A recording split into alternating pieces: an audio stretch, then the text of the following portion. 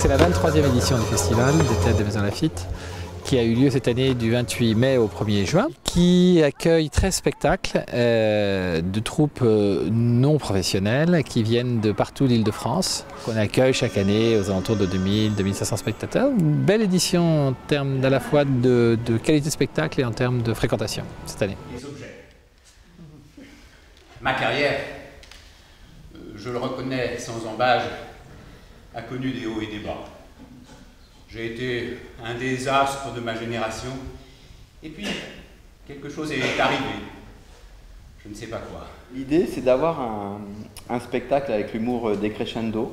C'est vrai que c'est facile de mettre les gens dans la poche dès le premier sketch, et comme l'objectif, c'est de montrer toute une palette d'humour anglais, on passe du burlesque à la satire, au cynique, et donc à la fin, c'est vraiment de l'humour noir, et voilà, c'est pas facile, et à la limite, c'était un peu un challenge.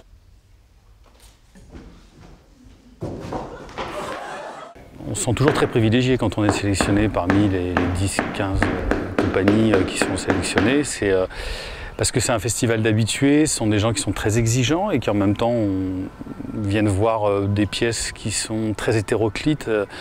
Alors c'est soit de l'écriture contemporaine comme un peu je la pratique sur la comédie douce amère, comme on voit des pièces plus classiques, mais toujours montées avec la plupart du temps plein de créativité. Et tout ce qui s'en est suivi ont altéré votre jugement et votre perception de la réalité. Ce que tu appelles être libre, ça m'étouffe. Il n'y a personne qui m'attend dehors. L'idée, c'est que ce soit un festival, donc c'est pas juste je viens assister à un spectacle et je repars. C'est aussi que le public rencontre les troupes.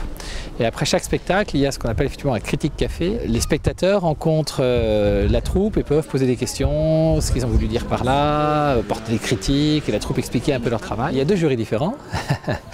Donc un jury de professionnels qui est composé de 5 professionnels de la scène qui vont remettre donc le palmarès, le cheval d'or qui est le premier prix, le prix du conseil général, les prix d'interprétation masculine et féminine. Et il y a aussi un jury de collégiens, donc de 8 à 10 collégiens, qui sont des élèves de 3e, qui assistent à toutes les représentations et qui vont délibérer, remettre le prix du collège Jean Cocteau.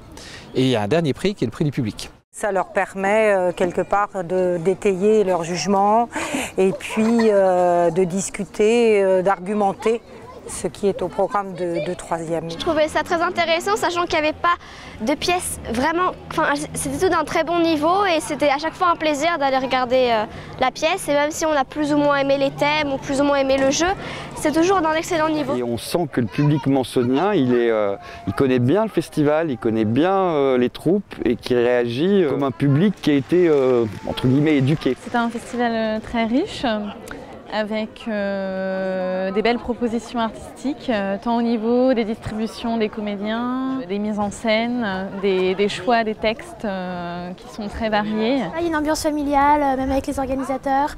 C'est aussi une découverte chaque jour avec 3 pièces qui sont à chaque fois totalement différentes. Découverte d'acteurs, plein de rencontres, c'est vraiment très très agréable. Ce sont des gens qui sont amateurs, mais je pense que ce sont de très bons amateurs. Et le festival d'amateurs n'a d'amateurs que le nom.